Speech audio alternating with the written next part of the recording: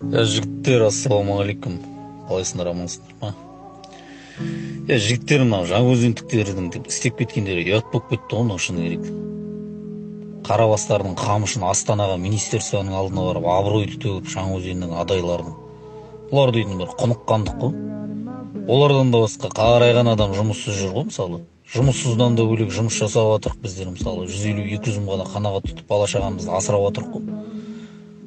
Бұлар енді по-честный кәдімгі неден тендердан ұтылып қалды. Енді тендердан жеңіп алған мекеме қайтадан дәл сол айлықпен жұмысқа аламыз деп отыр ғой. Бұлардың істеген отқан енді мынау жаңаөзен деген сайын қатты кетіп қалды ғой сізше.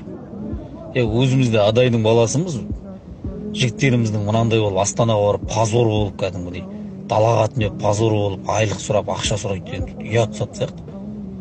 Осы жақтан да Маңғыстаудан да шешуге болады ғой. Маңғыстауда шешілмей жатқан ештеңесі жоқ қой, шешіліп жатыр ғой барлығы да мысалы. Әйтеуір Забастовкаға шыққан адамның талаптарын орындамай жатқан үкімет көрген жоқ қой, мен қазір шыны керек. Қаңтар оқиғасынан кейін барлығының да талаптары орындалып жатыр ғой. Қазір Аллаға шүкір айлық көтерілді барлық жерде мысалы. Забастовкаға шықты.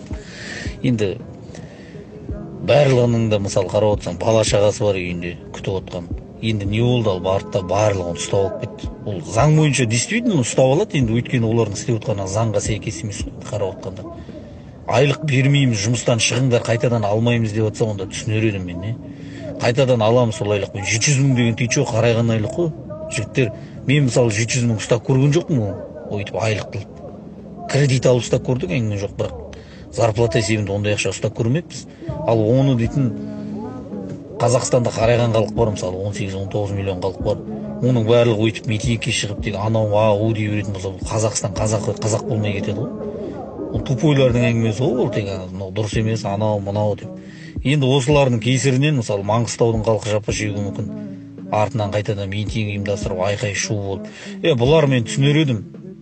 Кәдімгі әйтеуір қарапайым халыққа пайдасы бар зат үшін митингке шығып жатса, мен түсінер едім. Тамаққа, газге, суға, тоққа деген сияқты шығып жатса, қолдар едік жігіттер. Мынаны дұрыстап түсінейік, айналамыздағыларға түсіндіріп айтайық, ертең күні митинг ұйымдастырып, тағы да айқай шу шығарып, Маңғыстауымызды позорын шығармайық. Болды ғой, жетеді ғой, уже біраз митингке шықтық, талабымызды орындаттық. Енді мұнайшылардың істеп отқаны, беріп отқан айлықты мүсе тұтпай, тағы да көтеріңдер айқай шығару, ол уже дейтін өздерінің қарабасының қамын, ол қарабасының қамы ғой. Халыққа пайдасы бар зат көріп тұрған жоқпын бұл жерде мен. Ертең осылардың кесірінен бүткіл Маңғыстау митингке шығып позор болады. Мен мынандай болған